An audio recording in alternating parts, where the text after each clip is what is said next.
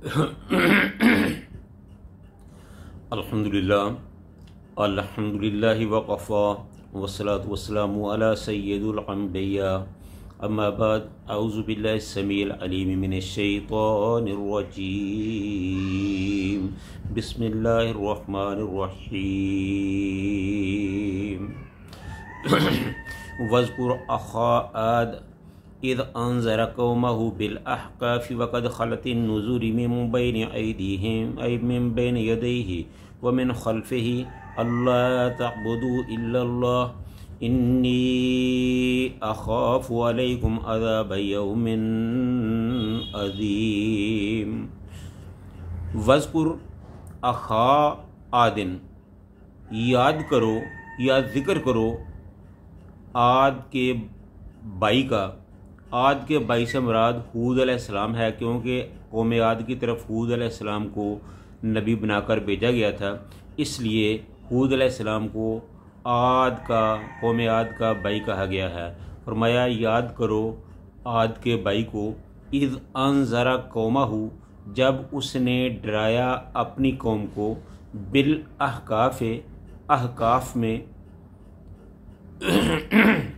वक़द ख़लति नुज़ुर, और बहुत से गुज़र चुके हैं डराने वाले, मिन बैन यदैहि, इससे पहले, व मिन खल्फ़िही, और उसके बाद।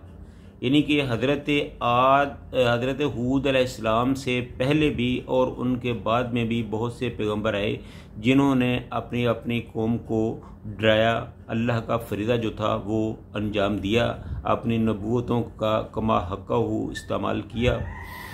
उनकी दावत ये थी कि अल्लाह तअबुदू इल्लल्लाह, कि तुम सिर्फ़ अपने अल्लाह ही की इबादत करो, अल्लाह के अलावा कोई और माबूद नहीं है, अल्लाह के अलावा किसी को पुकारना नहीं, अल्लाह के अलावा किसी के आगे झुकना नहीं।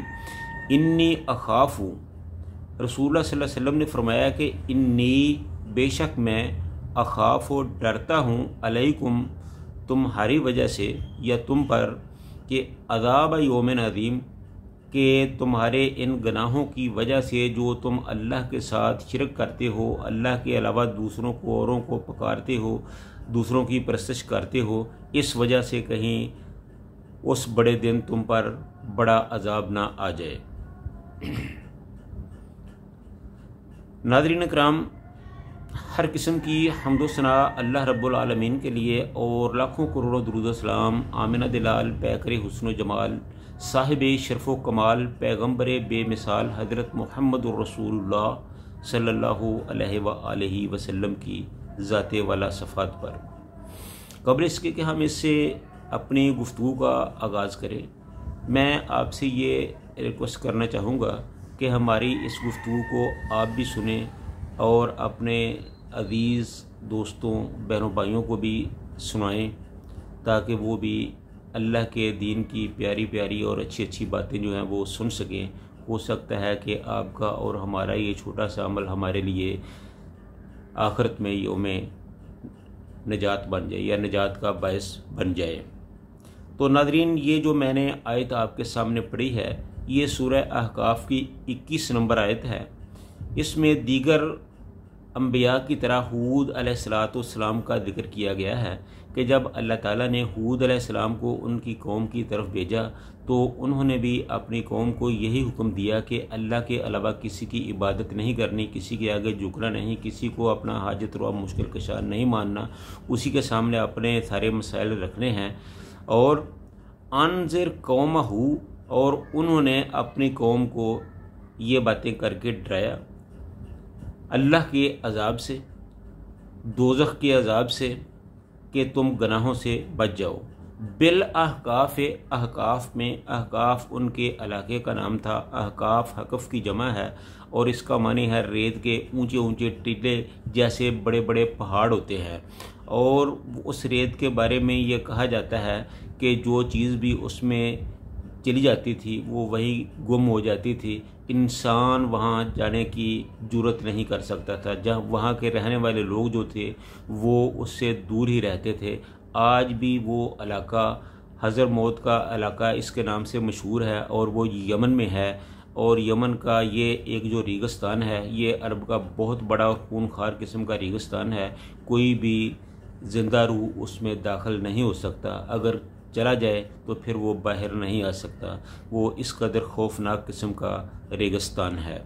उसकी तासीर ही कुछ ऐसी है कि जो भी उसमें चला जाता है वो गल सड़ जाता है, उसकी अपनी हैसियत ख़त्म हो जाती है, वो अपना वजूद खो बैठता है। वक़द खलत नुज़ुरी, और हूद अलैहिस्सलातु वस्सलाम से पहले भी डराने वाले बहुत से गुजर चुके हैं। मिन बैन यदैहि है, उनसे पहले भी, व मिन खल्फ़े ही, और उनके बाद में। और उनका डराना क्या था? बस वो इसी बात की तबलीग करते थे, लोगों को इसी बात की दावत देते थे कि अल्लाह ताबुदू इल्लल्लाह, के अल्लाह के अलावा किसी की इबादत नहीं करनी, वही आपका खालिक व मालिक और वही आपका परवरदिगार है। अपने सारे मसाइल उसी के सामने रखने हैं, अपनी हाजतें और ज़रूरतें उसी से पूरी करनी हैं। इसी में इंसान की भलाई है, क्योंकि वही सबका खालिक व मालिक है। ज़मीन, आसमान, दरिया, समुंदर, पहाड़, जंगल, बियाबान और दीगर अक़वाम जो कुछ भी इस कायनात में है सब उसी का पैदा करता है। जब वो सभी का खालिक व मालिक है तो फिर इबादत भी सिर्फ उसी के लिए है। इन्नी अख़ाफ़ु अलैकुम अज़ाब यौमिन अज़ीम, मैं डरता हूँ इस बात से कि कहीं तुम्हारे ये गुनाह जो है ये तुम पर अल्लाह के अज़ाब का बायस ना बन जाए। तो इसमें उनके लिए तो जो था वो था ही, हमारे लिए भी एक बहुत बड़ा इस्लाह का पहलू है, और वो यही है कि हम अल्लाह के दिए हुए पैगाम के मुताबिक अल्लाह के दीन पर मुकम्मल तौर पर अमल करें। असल में ये जो आयत है इसका जो पस मंज़र है वो कुछ इस तरह था कि जब रसूलुल्लाह सल्लल्लाहु अलैहि वसल्लम ने मक्का के कुफ़ार को इस बात से डराया कि तुम बुतों की पूजा करने की बजाय अल्लाह वहदहु ला शरीक की पूजा करो, उसी की इबादत करो, तो आपकी कौम ने यानी कुफ़ार मक्का ने आप सल्लल्लाहु अलैहि वसल्लम की बहुत सी मुखालफत शुरू कर दी, बहुत सी तकलीफ़ें दी, इदाएँ दी, इब्तिलाओं में उससे दुचार किया। तो इन हालात में अल्लाह ताला ने रसूलुल्लाह सल्लल्लाहु अलैहि वसल्लम को एक तसल्ली देने के लिए ये आयत जो है वो नाज़िल की कि ए मेरे पैगम्बर सल्लल्लाहु अलैहि वसल्लम, आपने इन मुशरिकों को, इन काफरों की हरकतों की वजह से, इनके रवैये की वजह से परेशान नहीं होना। आपसे पहले जो भी पैगंबर आते रहे हैं उनके साथ उनकी कौमों का यही रवैया रहा है। तो मैं चूँकि आपके साथ हूँ, आपको घबराने की ज़रूरत नहीं है। मैं इंशाअल्लाह आपको कामयाबियाँ और कामरानियाँ दिलाऊँगा। तो फिर ऐसा ही हुआ, अल्लाह ने अपने नबी को हर तरफ से इज़्ज़तों से नवाजा, और अल्लाह के नबी के जो दुश्मन थे वो इस दुनिया में भी ज़लील व ख्वार हुए, और आखिरत में उनका ठिकाना तो जहन्नम है ही है। तो अल्लाह ताला हम सब को अपने दीन पर अमल करने की तौफ़ीक़ अता फ़रमाए। व आखिरु दावाना अनिल हम्दुलिल्लाहि रब्बिल आलमीन।